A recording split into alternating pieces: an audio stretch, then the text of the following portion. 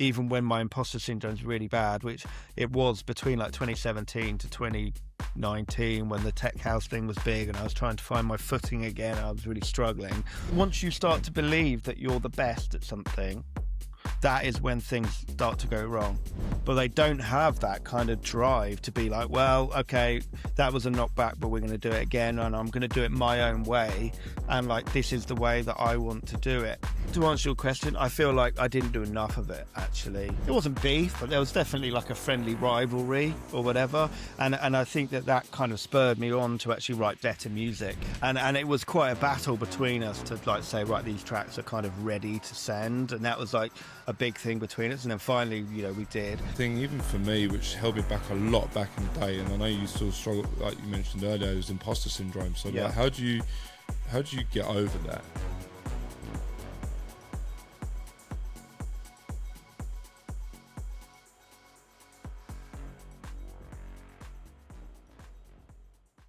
Cool, man. You ready? Yeah, I'm good. Let's do it. Sweet. Let's go. Welcome back to another Rave Room Podcast, and today I've got a legend and one of my favorite producers, Huxley. So thanks for joining me, mate.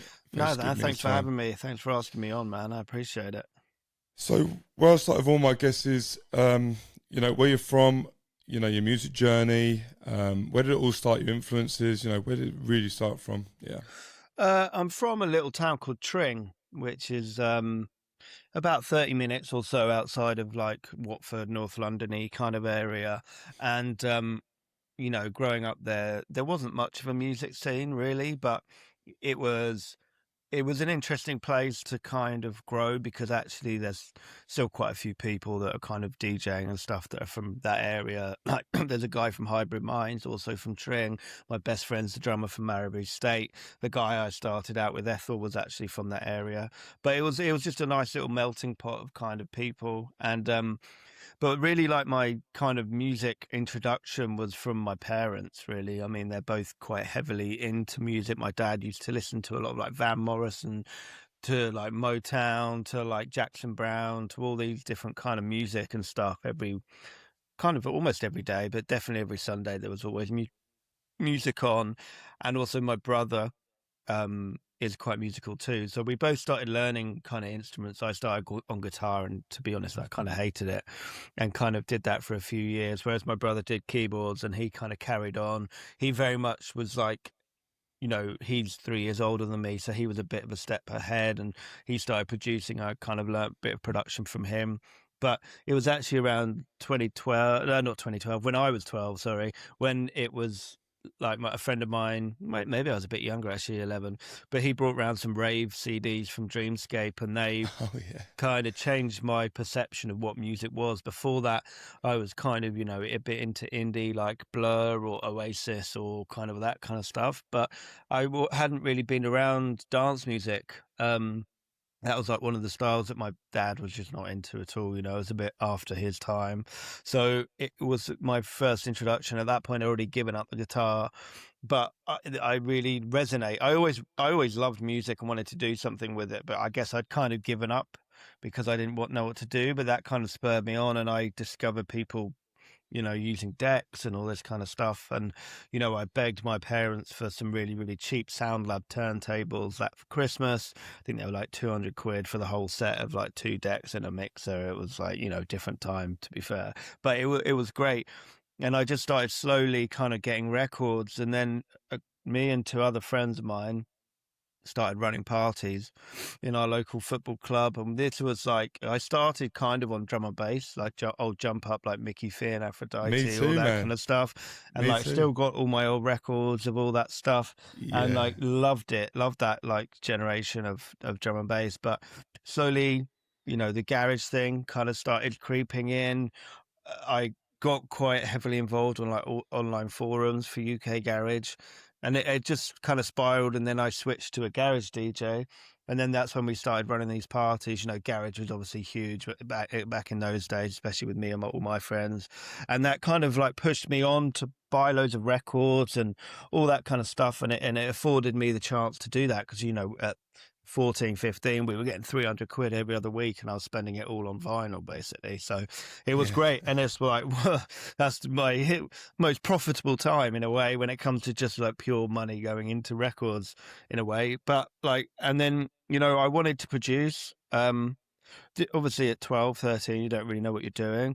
But like I said, my brother was about 3 years ahead of me. And so I used to sit watching him write music, and just kind of after a while, I thought, right, sod this, I'm just going to do it. And then just kind of did it. And my first release was when I was 17. I won a competition on an online music forum to press up some vinyl.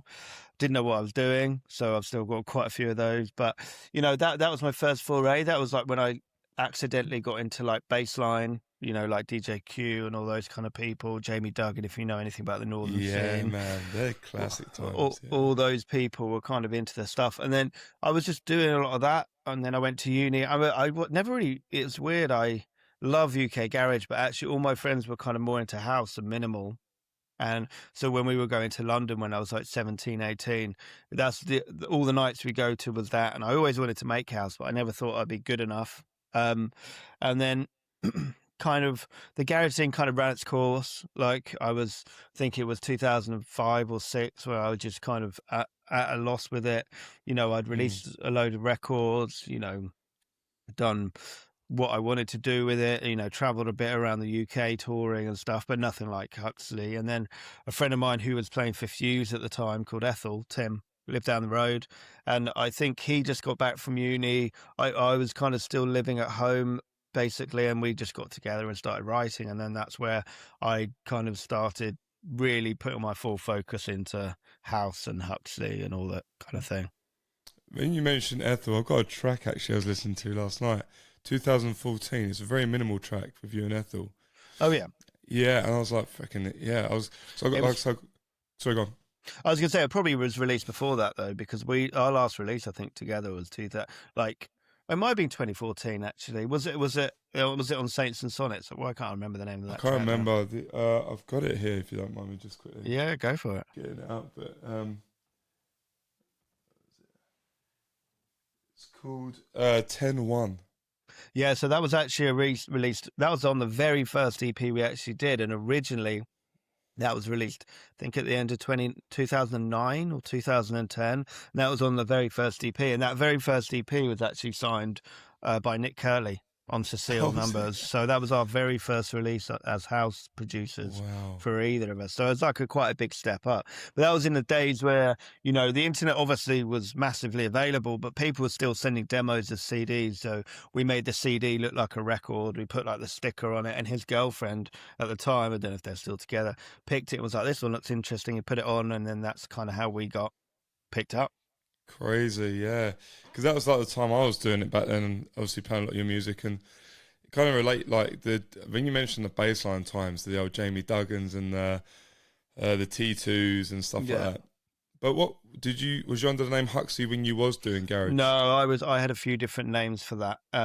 I released like some records that did kind of well. Like I released a track called Chemistry, which came out on Jamie's label actually. And then they did a remix of it, and then I did a track called Take Me In, which a friend of mine did a remix of called Dr. Venom, which went quite big. And then, you know, so that was all under the name Des Jones or Desert Stormers or Desert Storm, or I had tons of aliases back in those days, like it was all over the place, but it was good times, you know.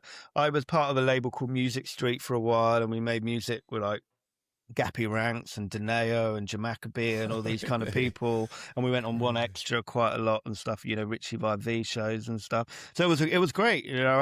I had Paleface as well, and I got to know a lot of that scene really well, and it was good, you know. And not that I catch up with them much, but when I see DJ Q now and again, we'll, you know, can talk and reminisce about those times. It was all when those kind of people, H2O as well, obviously, were kind of coming through. So yeah, it was definitely like an interesting one.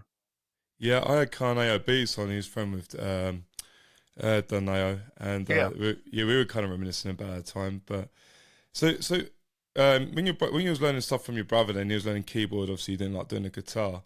What sort of software was you using? Like, what door was you sort of introducing to yourself and learning from? So my brother's a programmer at heart. I mean, he loves music, right? But he is a programmer, really. I mean, he still works in the music industry, just doing programming on a DAW called Dorico, which is like for classical musicians, actually. So he does that, went that way.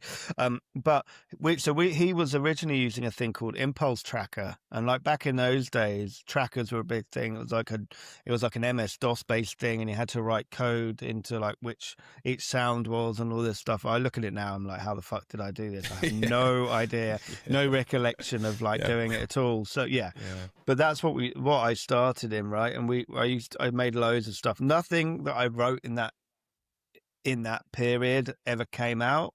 It was when I switched over then to Reason. I guess I must have been 15, 16 maybe when I switched over to Reason. That's kind of when really everything kind of came together. I mean, there's a lot of music from that era floating about, but it's not music that I ever want anyone to hear. That's all I'm going to say. I'm still a Reason user. I've been a Reason user since version 4. Nice. I was on version 1. Wow. Yeah. I was there when it first came out, and I loved Reason. But obviously, when I was using Reason, it was a bit more limited. Like, there was only a certain amount of tracks you could have. Like the sampler, there was only a certain time limit you could have. There was no audio integration, so you had to run every vocal or whatever it was through the NS, whatever the sampler's called. I can't remember now. And then, yeah. So, like, back in those days, it was great fun. And don't get me wrong, like, some of those synths and stuff were phenomenal. Like, but it got to a point. I think I went on to Reason 2, and obviously that got slightly better, but it was still a little bit limited because you couldn't have external plugins or anything like that. Mm-hmm. And a friend of mine called T&G, who doesn't really make music anymore, but another kind of garagey bassline guy, a guy called Joe, he was using Logic, and he found me a cracked copy of Logic. This was still on the PC when I was making music, and and then obviously I stayed with Logic, and then actually I moved to Logic. I don't know when that was. It was before I went to uni, so like 2002 maybe. That's when I switched. But then I stayed with Logic then until 2024 when I switched to Ableton. I've been thinking doing the same thing actually. To be fair. Well, the thing I would say, so I coach a lot of people now. Like during COVID, a company approached me to do some online teaching stuff. Obviously, I thought I was never going to DJ ever again and the world was fucked, which maybe it still is, eh? We're back in that time. It got me into teaching, and obviously, obviously your Reason, but most people are just in Ableton. So I kind of, while I was teaching people, I was also kind of teaching myself how to use it at the same time. So it was like this thing. And then a friend of mine, like me and Ramin Rizay from Solid Grooves, and a friend of ours called Andreas, started a new production platform called Our Tribe in 2024. And it's like, at this point, fine, we were both Logic users, Ramin and myself. And like, well, we've got to make loads of video content. So is it not just the time for us maybe to be like, let's just switch? And actually we both kind of switched at the same time. I've been thinking about doing the same thing. It's just like I've invested so many times into Reason. Like, have I got the time to invest in Ableton? But at the same time, I'm like, well, Reason's so limited still with like resources. And so do they allow extra plugin, like additional plugins? Yeah. You could. I've got Serum and some other ones. I've got some Korgs that I've had for quite a while. But like with Ableton, it's just like, there's more tutorials. There's hardly any with Reason. I do know how to use Reason like the back of my hand. Like I can repatch things and stuff. But it's just like for the little things that I'd like to improve on, there's no videos for it. And I've emailed them and said like, we need some more content, basically. Yeah, but they just didn't reply back. I didn't expect them to. But with Ableton, there's always something there. I mean, it's true. Industry. Yeah, I mean it is just true. I think that it's this weird thing that Reason's obviously a good tool, but until and I know obviously some big producers are using it, but until some big producers who are look at what like Stussy has done for FL recently. Like you can see that he's using FL, and that I'm seeing more and more younger producers reaching to get FL again because their Yeah, favorite biggest producer. Whereas Reason, I'm not sure I really know anyone apart from maybe Ollie. I think Scream used it for a little bit.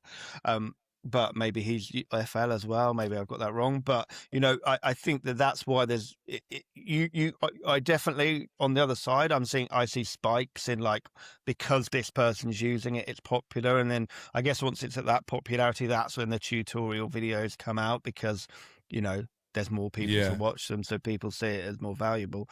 Well, the thing I would say though, right, is there's plus and minuses to every door.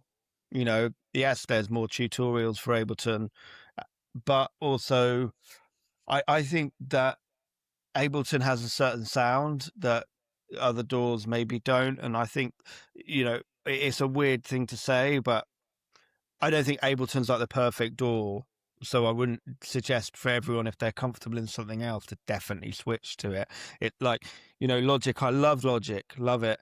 I haven't been on it for a while now, but I think Logic, the stem splitter in Logic that's just come out is miles better than Ableton. So it's now like my stem splitter Logic basically. And like the way yeah. you use audio, I still kind of prefer the way you can do it in Logic. So I just wish there was kind of this amalgamation and it all kind of pushed into one.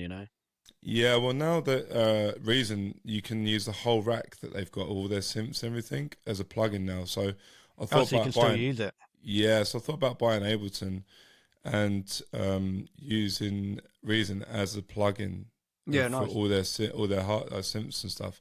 Oh, But okay, I I know didn't know that. Simon. Sorry, say again. Sorry. No, I didn't know that. Carry on. Oh, sorry, yeah. And then I know like Simon Shadowchild and a guy called Gerald, they use Reason Still and Logic, but I used it back in the day to use Rewire, to use Logic. Yeah, I used Rewire as well, and that was an yeah. absolute pain in the ass, man. That Yeah, never it was, worked. I always swore at the computer when I was It was terrible. But Sai is now on Ableton, or at least he was, like Shadow Child when I last spoke Oh, he to is him. now, yeah. He was one of the people that said to me a couple of years before, or maybe he switched back, I don't know. So I haven't spoken to him about it for a while. But he was one of the ones that goes, at some point you're going to switch over to Ableton. I was like, nah, never. Like, that's blasphemy. And he was right, But maybe he switched back because of the way he prefers writing music in Logic. I don't know. I know, yeah, these are old videos. I saw him use it, but I've thought about buying it. I just don't know how much it is. I know some people say it's like for 500 quid or it's like 1,000 quid. I don't know, but I thought about making a jump and just slowly using bit by bit and moving over. Something I would say is, if you're going to do it, just do it. Like, yeah, that's like what I did. I mean, it's quite. I mean, I think for the full suite, it's like $450 or something, which is fairly pricey. But there's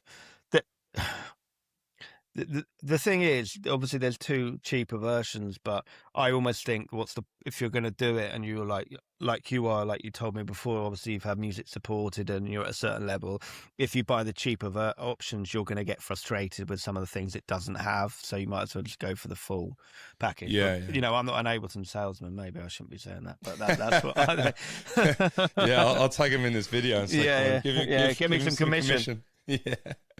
No, good. So well, with your first signing, then obviously back then we were sending CDs around, and you was doing that sort of thing. What was it like signing your first ever track as Huxley, and like how was that experience back then? I mean, it was a huge thing. Like I said, I always had. I mean, I've still got imposter syndrome now, but even then, I had it massively, especially with house music, because I always thought house music production was such a higher rung than my own stuff. And we sent these demo CDs out. I honestly can't remember what other labels we sent them to be honest. I think we sent out 4 or 5, and the friend Ethel that I was working with at the time was a massive perfectionist, and not that we've fallen out, but I don't speak to him much now, but I'm guessing he's still the same, whereas I kind of am not so much. I kind of I'm able to be like, right, this is finished now, let's move on, kind of thing. And it was quite a battle between us to like say, right, these tracks are kind of ready to send, and that was like a big thing between us. And then finally, we did. And I honestly, when we sent those demos out, because my heart was kind of I loved house and stuff, but I wasn't part of the ecosystem in terms of like, I didn't quite understand like maybe how much of a like great signing Cecile was at that moment, or Cecile Numbers actually, it came out on their sister label, which they've actually just relaunched. I just was like, wow, like obviously this is amazing kind of thing. But because I'd released music already in Garage and done vinyl and was, sold quite a few of those copies, it wasn't maybe quite as exciting for Tim, who obviously this was his legitimate first release or whatever. Although if you ask him now, he'll probably look back and be like, I hate those records, because he'll just hear all the imperfections in there.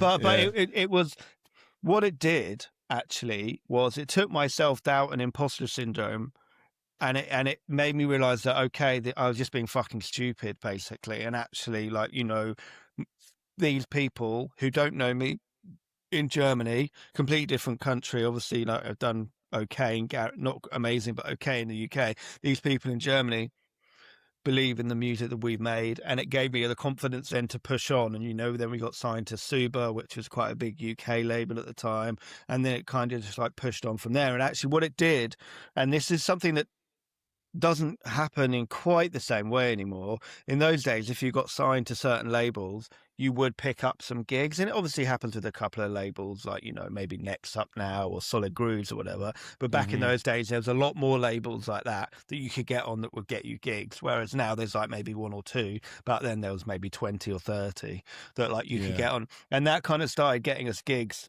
in Germany and Belgium and a few other countries, as well as England, kind of straight away. Now, obviously, Tim was already playing for Fuse in London at that time, so he had quite like a good like, foundation is the word. And but it was great. And then we were going out and we were playing a bit together, and it kind of and it just changed my mindset of like, right, I'm not gonna like hedge my bets, because obviously I was still like wondering what I was going to do. Actually, at the time when Ethel came out, I was doing a like fidget house / electro project with someone else, and it kind of like that died overnight basically when we got signed. Oh, really? Yeah. So what was going from there then? Obviously you signed some like tracks with like obviously the biggest labels. There's one AUS, I think it's called, like I know House, George Fitzgerald was on there as well, and that was amazing time for music as well. But how did you get introduced to these like other artists like Eats Everything and things like that, and how was that feeling of like progressing to that point or growing to meet these other people? Well, the thing is, so after the Ethel and Huxley thing kind of ran its course, I decided I wanted to like just release some music on my own basically, and he was kind of working with someone else. I started releasing on some labels that were kind of doing okay. Like there was a label called Neurotracks at the time I released on, which was constantly like Beatport #1 in Deep House, which actually isn't that impressive in those days, because like Deep House wasn't that big then. But what it led on to actually was a label called Hypercolor. And I got quite friendly with the guys from Hypercolor, Jamie and Alex, and obviously you had Tom DeMac and a few other people, and Laurie Shinoda, and we became this quite good crew. Even though I actually released one single on the main Hypercolor label, I did some other stuff on their other labels, which I can't remember now off the top of my head.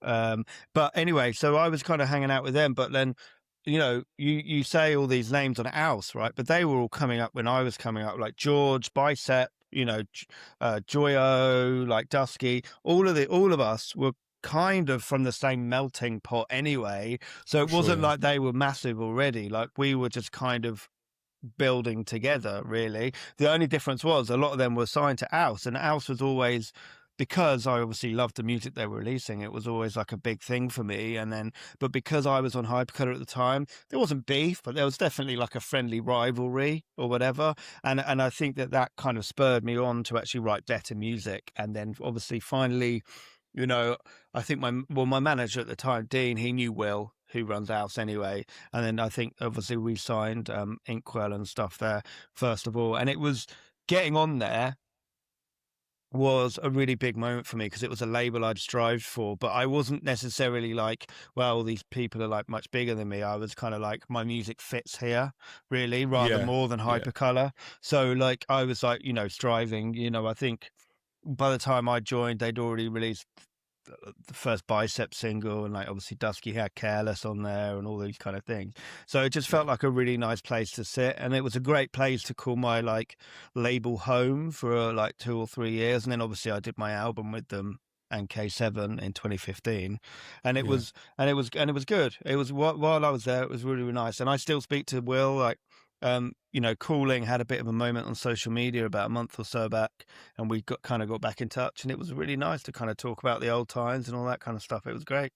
Yeah, it's amazing because I probably like phrased that wrong, but yeah, it was perfect answer because I was like, how was you meeting these people? But it was like, yeah, you was all coming up at the same kind of thing, and we were playing all the same parties, because we were like we were kind of like in. Do you know what? It was a great time for me, and I guess this is true with like maybe younger artists now, like that level of competition where everyone's next record is better than their previous one, and like everyone then just wants to beat that person's record in terms of like their own standards or whatever. That for me, that's a great place to be at. Like, I think a bit of healthy competition between myself and Dan, Eats Everything, or myself and Shadow Child, or the Dusky Boys. Like, each one of us want to have that next record that the crowd want to hear. Do you know what I mean? So, like, we have that feeling inside of ourselves to push ourselves on and not just necessarily sit back and release, like, not average, because I think that's the wrong word, but like, push ourselves to do more. I saw that back then because I was, like I say, with me, I was coming into that part of that part back then in them years, and I mean, I never got to the session that you did. I mean, I'll be honest with you, mate. I'm a little bit starstruck. You are a legend in the scene, and I won't go that far, man. And and your music made a massive impact on me. Like, me and my friends used to go and. Back in the day, like Source Bar for us in Maidstone. Oh, nice, yeah. I was 18 and I was into garage like yourself, and then I got into like the minimal house where everyone was wearing it was mainly guys over 40 wearing flower shirts and bootcut jeans. I was the youngest guy in there, and that was kind of when the booth was in the corner and it wasn't the main thing in the room.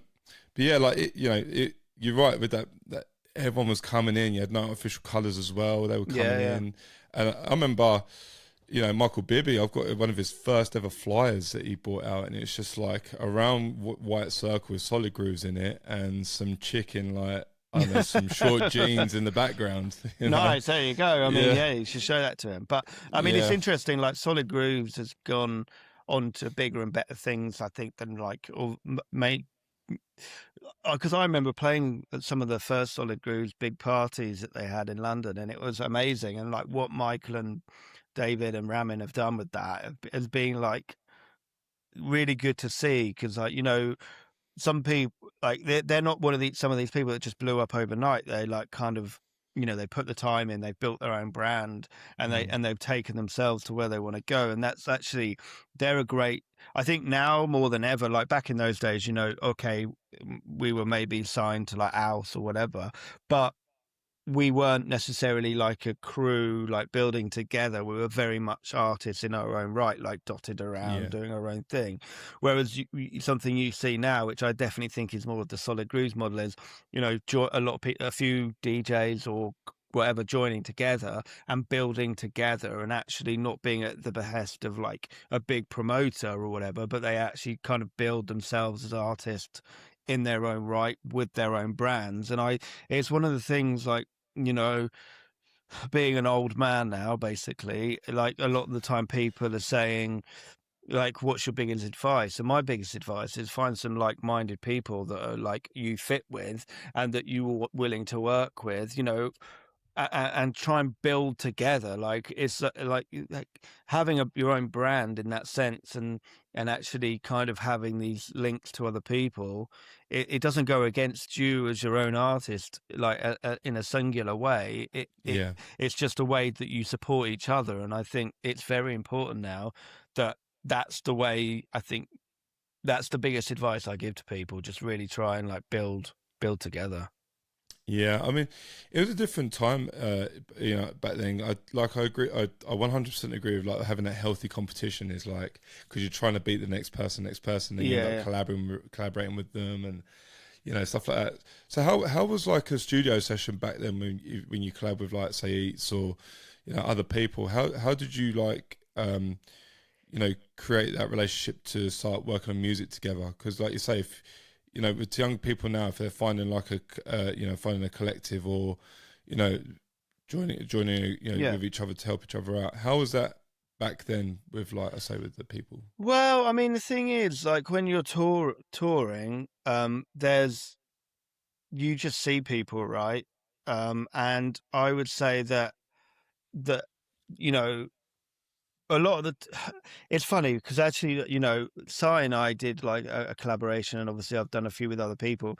It's normally quite drawn out with people when they're touring because obviously people are very busy and all that kind of stuff.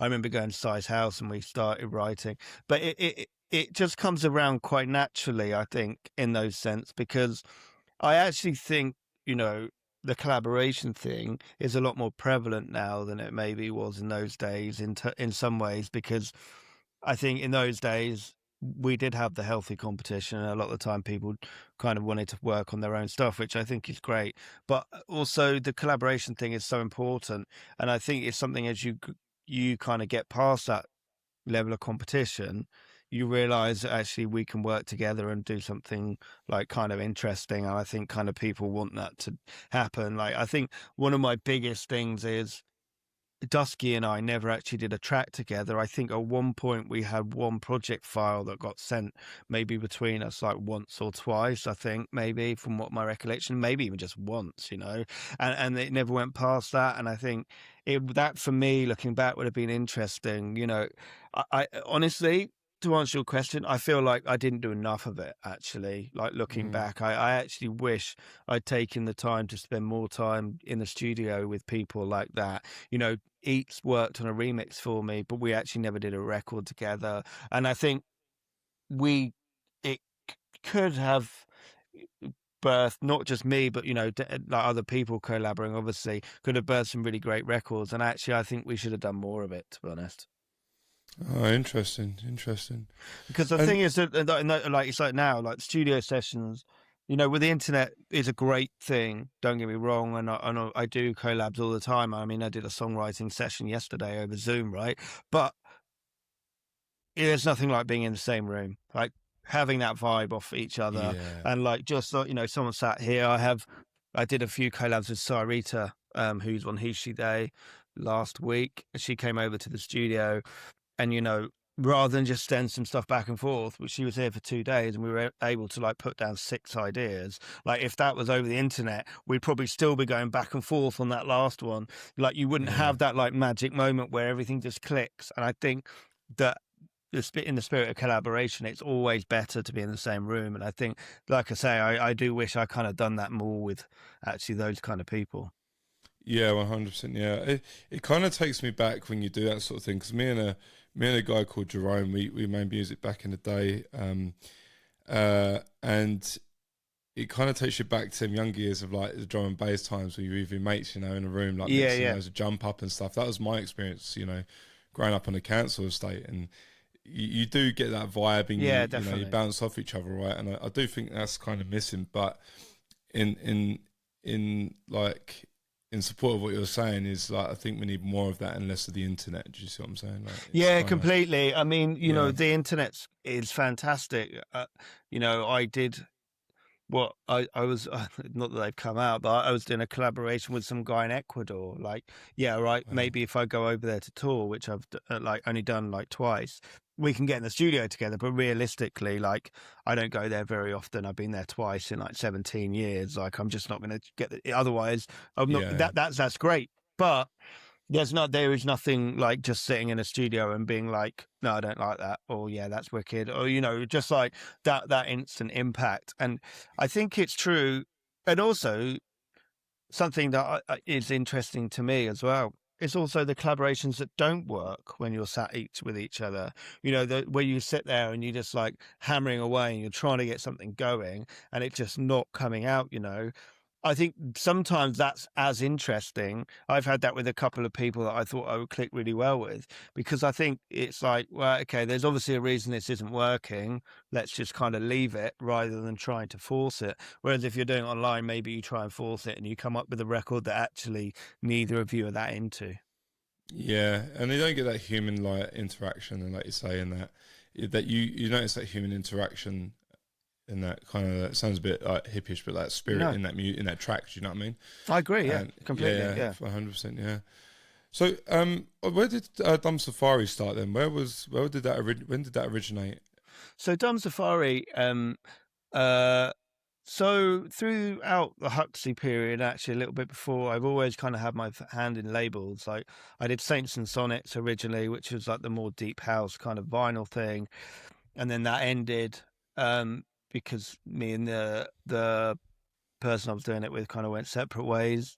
He became a yoga instructor and kind of stepped out of music, and then I did a label called No Ideas Original, and that was me and an old manager. And then obviously when that relationship ended, that label kind of ended as well. But like Saint, so Dumb Safari was like I had it in my mind for like 2 or 3 years before I even started it, that I wanted a platform for myself to do it on my own, kind of like, rather than like, oh, okay, well, in 2 years' time, like, me and whoever I started with part ways or whatever. So it was very much a kind of like, right, this is something I'm going to do on my own without anybody else. And the label actually I stole from a track of mine that I did a collab with a guy called Sam Russo, um, who's still a good friend of mine. But he came up with the name, and I've always loved the name. Because like he used to say, going into a rave was like going into a dumb safari, because everyone was like so fucked up and making a dick of themselves, basically. But like, so it always stuck with me. And then I launched it 2 years ago, basically now, and there's been up and downs with it. If I'm honest, like my passion for it definitely comes in and out, and you know, it's one of those things where I really kind of, and this was by no like plan. It kind of turned into a label of releasing music from producers that haven't had a chance or are quite young or new to it. So Yeah. almost like a kind of label that is like releasing kind of unknowns. And I never really wanted it to be like that. So we haven't had a release now for ages, and it was kind of thinking, all right, I need to reposition this and rethink about why I started it. And one of the reasons was just to be a platform for my own music that I didn't want to release out elsewhere. I haven't released an original on it since 2024, so like I've definitely had to take a step back in like the last 6 months and be like, right, what am I going to do? So I've now actually brought someone else on, but he's kind of like just helping out with certain bits. I mean, I'm not the most organized of people. I have to be honest. And so he's Me gonna, too. yeah. I think a lot of creative people, that's where they Yeah. fall down, to be honest. So and then we're gonna kind of refocus, and we're relaunching in May with a release from GS5, which is released on Hot Creations and stuff. And then Yeah. we've obviously got some stuff from myself, and we're gonna try and position ourselves a little bit different. Still kind of, give it the odd chance to like newcomers and all this kind of stuff. I just signed a new demo the other day from someone called Jack, which is really good. And then but also kind of push my own music out more there and all that kind of stuff. And like, Yeah. try and take it a bit more seriously. I think when you're an artist and you're running your own label and you're doing it all on your own, like I'm sending the promos out, I'm signing it, not mastering it, but I'm doing all the paperwork, all the boring stuff, you can Mhm. kind of get a bit disheartened by it, because it just feels like a uphill slog every time. Yeah, that's. I'll be honest, like that's like doing this podcast as well, because I have a family and and I'm trying to I'm trying to work on my music as well. Again, I'm trying to. I've just created a new Instagram. My old one had like a couple of thousands of followers, and I Nice. deleted it a couple of years ago. Oh, really? Interesting. Yeah, I was like, I was like, all these people, I've just not, I'm gonna start something new, and I started a new one, and I haven't posted anything on it yet, but I was like, yeah, I'm gonna get back. I said to my wife, I was like, she's like, you need to get back into music. I was like, yeah, I think I'm gonna I do it now without the pressure of trying to get things out at certain times, and Yeah, just do it on my own kind of time, But that's the best way.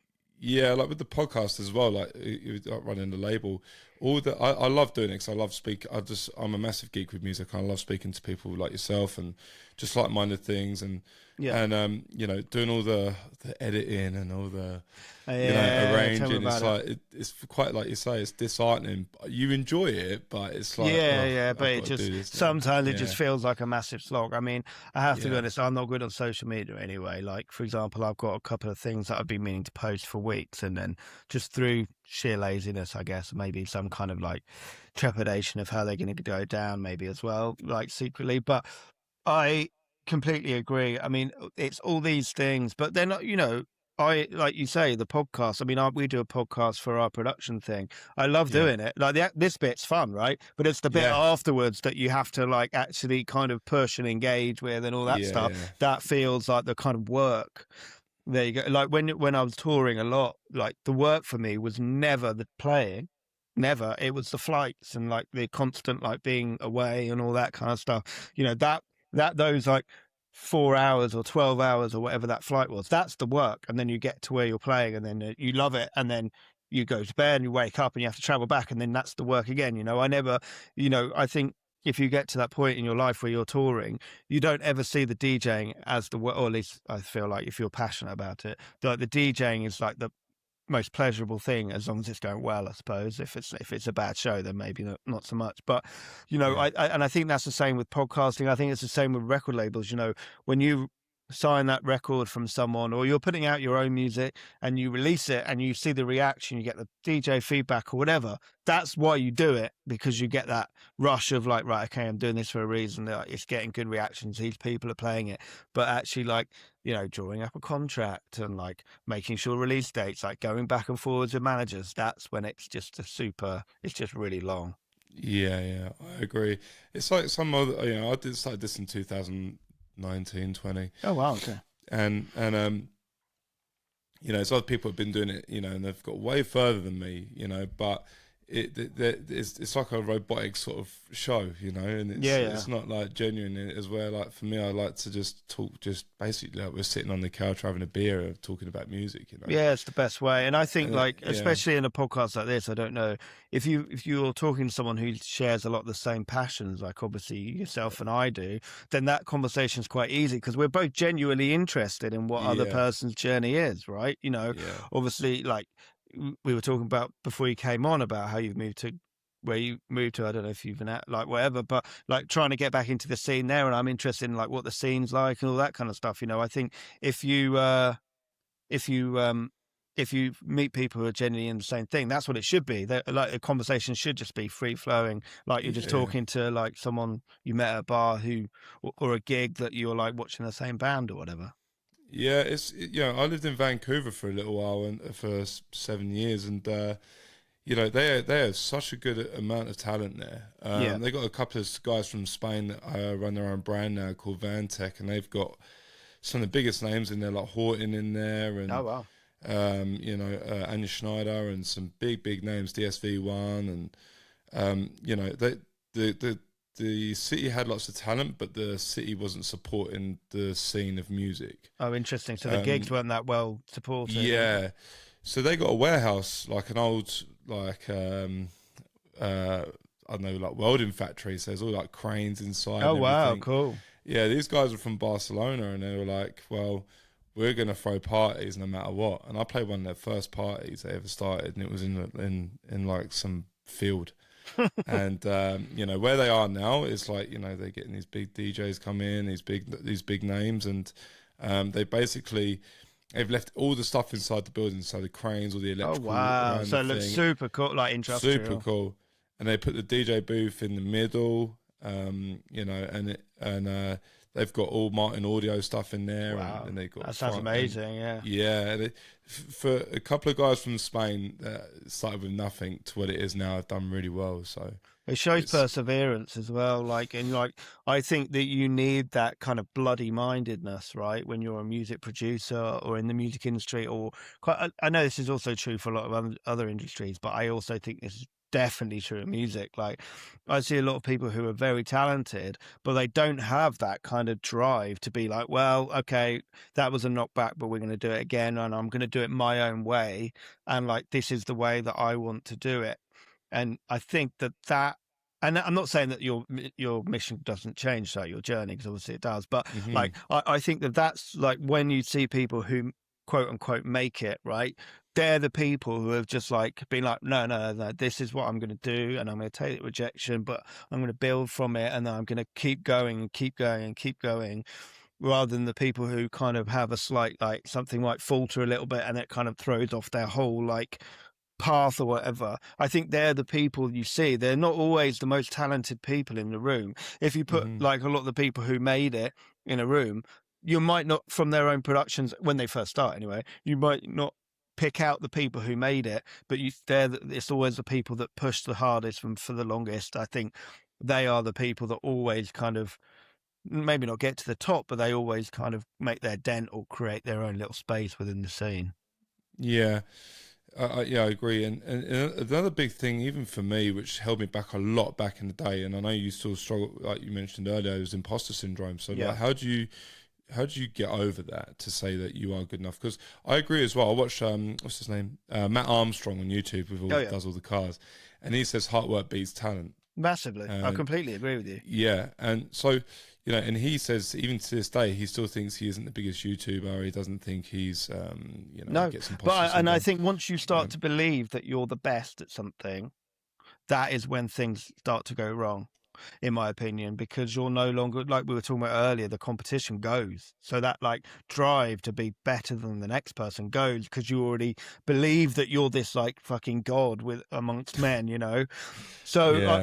I think that if you look, when people lose that mentality of right, I'm not the best, but I'm going to work the hardest. That's when Hmm. things start to go wrong, because you see like laziness come in, or kind of disillusionment or whatever, or wherever it might be. And I think like he's completely right. You have hard work always be. I mean, I think you need a smidge of talent. I think he's probably underselling Oh, himself. for sure. Yeah. But like, I do think that the people who work the hardest obviously make it. And I think this goes back to like the imposter syndrome thing that you asked, right? Like, I mean, I'll sit here now and I'll write a record, and like, I know it's finished to a certain standard, but sometimes I obviously just self doubt and like re-listen and all this kind of stuff, and like, oh, this idea is not good enough. This idea is not good enough. But I think the way I got past it was not being, even though I had that, I wasn't ever afraid to send music out or push music to people. Or I'm probably more scared about doing that now than I was back then, to be honest. And I think it was just, I kept myself on the moving wheel rather than just stopping myself from doing it. I would just like be like, right, no, fuck it, I'm going to send this to this label, this to this label. And like, you're always going to get rejected, and that obviously feeds into imposter syndrome, and be like, oh yeah, they also know I'm shit, fuck, I'm cooked, kind of thing. But it's actually, you just have to like, tomorrow's a new day. Okay, that label said no yesterday. Go to bed, have a drink, have a smoke, whatever you need to do, kind of get over it. Tomorrow's a new day. We start again. Just because that label doesn't like it doesn't mean that it's not a good record. Just because that DJ didn't play it doesn't mean that this DJ is not going to play it. Just like, if you need like that little, just every day is a new day. And I think that's one of the things I do. And that's how I kind of, even when my imposter syndrome is really bad, which it was between like 2017 to 2019, when the tech house thing was big and I was trying to find my footing again, I was really struggling. That's when my imposter syndrome really like hit hard. And you know what? Like, it's funny. I think COVID for me was a great reset, because I stopped trying to chase that. And I was like, what music do I actually want to write? And then that's kind of what I've done, apart from the Ultra period, which we don't talk about because I don't Yeah. like any of that music. But apart from Yeah. that, like, that was a great refocusing for me. And I still get it now, but that's what I do. Like, I get upset in that moment, have your hour, have your night, get upset, and then move on. Yeah, I think that's good advice, even for myself, mate. Because at the end of the day, like, I stopped, and I like talking about this for people to hear as well. And I always say to my wife, like, I wish I never stopped. I wish I kept going, because I was on a trajectory of getting up there, and I stopped. Yeah. Because other people not forced me. I allowed other people to stop me. You know? And that was through the the toxic ticket sales in London when I was playing in London. You know, I played the clubs, I played Ministry, I played Lightbox, I played, you know, all the ones that everyone want to play, which was lucky to do that. But you know, it's you're right. You need to shut out the noise, and you will suffer that imposter syndrome, but you just need to keep going, and just keep pushing forward, because I think like even for me now, I'm like, I've been out of it so long now. No one's interested in me. I'm way out of my depth now, you know, kind of thing. But I see that as a positive. Just to go back, like, okay, like maybe people don't kind of remember you, but you're starting from afresh. You get the chance to have your first impression again. Like, and how many times do people want that? Like, you know, for example, like I said, in going back to the tech house thing, like, you know, even now people are like, well, he just releases tech house. I haven't released like a proper tech house record that sounds like tech house for 4 or 5 years now, but because I'm still tarred with that brush, then some people will always equate me to that. Whereas if I had stopped, maybe when you stopped and I was coming from afresh, I get to rewrite my story again. I get to like repitch the narrative from day one, and I actually think that that's like a really good thing. Okay, because you're fresh, you might not have the weigh-ins that you used to have, and the instant like, right, okay, I'm going to send it to this label, they know who I am, because maybe they're not relevant anymore or whatever. But I think, you know, and obviously your music is a certain quality. I would love to hear some actually, but I think that it can be a really good thing. I think that you get to restart your journey with the wisdom that you picked up the first time, and what's better than that? Yeah, that's good. Yeah, that's good advice for me and anyone listening. Yeah, I appreciate advice, mate, because you know, there's a lot of people out there that, because there's so much noise on the internet now, and a lot of people compare themselves to people on the internet. They compare themselves to these highlight reels of, you know, I know Ramp from the early days of doing everything with Meggy, you know, and everyone doesn't know that time. Yeah, you know, no one knows that time. Everyone thinks it's this whole kind music thing. Yeah, I was like, no, it's a different, you know, and you know, a lot of people. I speak to a lot of people, like, you know, when I go back to the UK or where in the field. Over here, you know, in the scene over here, they're just like, you know, I just don't think I'm ever going to get in that, like, you know, part of it, and I'm going to be flushed out pretty quick. I'm like, you probably will do, but if you're not going to do it, you won't know. No, and, exactly. You know, and that's another thing. But I mean, going back to Ramper, like, I think that he's a great example of like, I think if you're in the music industry, like, you almost have like 2 or 3 lives in a way. Like, you look you look at where people start, and it's, people don't end up in that same place unless you're like Ricardo or whatever. Although if you look at Ricardo, I think he was like, oh no, that was Sven. I mean, look at Sven. He was a fucking German pop star, and now he's like the techno, like, godfather. Like, just because the thing that I hear a lot is like, well, I want to get rid of my old releases on Beatport because, you know, I used to release funky house or electro or whatever. And I'm like, if you release a big record, no one's going to go back through your past catalog and be like, well, I don't like that record he released in 2011. I fucking hate this guy. No. Like, people don't think like that. So I think that a lot of people see history as like a bad thing, but I think the complete opposite. I think it just shows your journey. Yeah, that's good advice, man. That's good advice. So I just want to go about production classes. So how do these go then? So if anyone listening that's interested, like, how do these production classes go? What do they entail? You know, what kind of things could they learn? Like, how what's the process? So it depends. You know, it's one-on-one, obviously, the ones that I do mainly.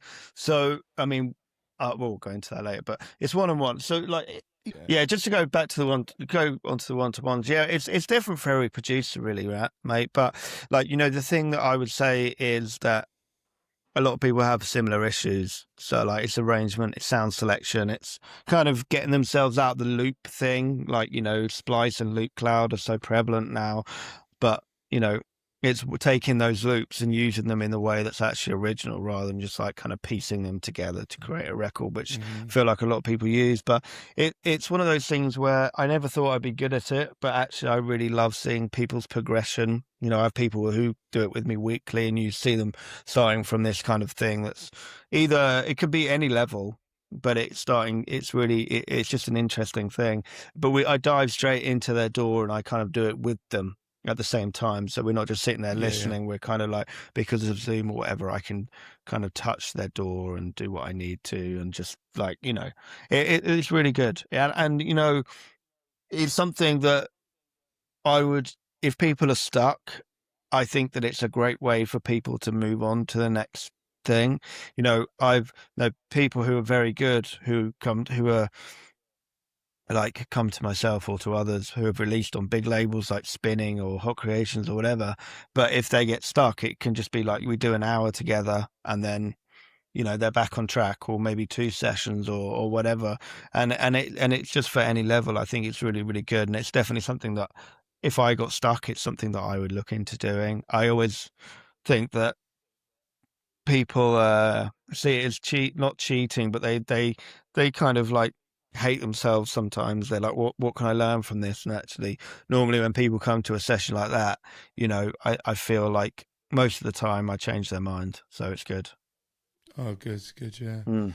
Yeah, and where did I sign up for this? Where did I? Yeah, hit me up on Instagram, and I'll send you a link. Just we have a platform which is called Our Tribe, which I run with Ramin and Bakis, and that's more of a community. So it's like you go in there and there's lots of like-minded producers that are kind of interacting, sharing ideas, sharing tips, sharing tracks. We obviously do production videos on there. We do little challenges.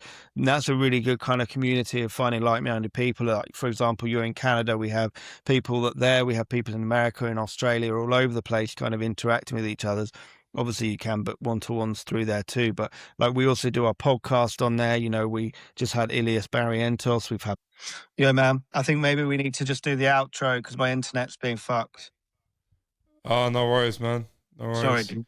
I'd love to carry on chatting, but I don't know what's going on with my internet, to be honest. No, it's all good, man. Hopefully maybe we can do another one again and just add Yeah, to definitely, it, 100%. Yeah, 100%. Let's do it for sure. Yeah, let's do it. Yeah, man. But it's honestly, mate, it's been lovely chatting with you. It's been great to meet you. Yeah, you too, man. Thank you for having me on.